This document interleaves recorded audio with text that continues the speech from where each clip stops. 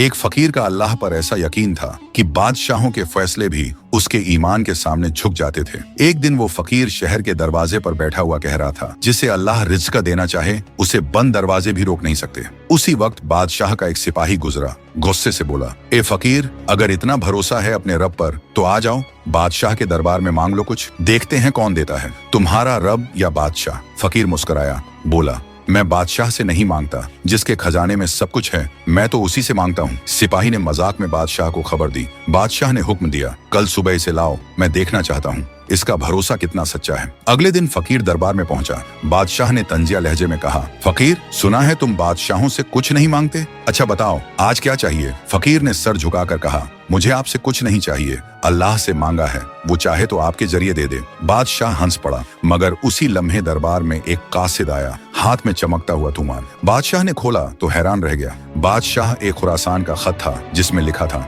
इस फकीर को हमने अपनी जमीनों से सोना और अनाज भेज दिया है, क्योंकि कल रात ख्वाब में हुक्म हुआ कि मेरे बंदे का रिज़्क तुम्हारे हाथ से पहुंचाओ। बादशाह का चेहरा बदल गया, वो फकीर के कदमों में झुक गया और बोला, वाकई जिसका अल्लाह पर यकीन हो, दुनिया खुद उसके कदमों में आती है। जिसने लोगों से उम्मीद तोड़कर अल्लाह से जोड़ ली, उसे अल्लाह ऐसे रास्ते से नवाजता है जिसका वो खुद तसव्वुर भी नहीं कर सकता।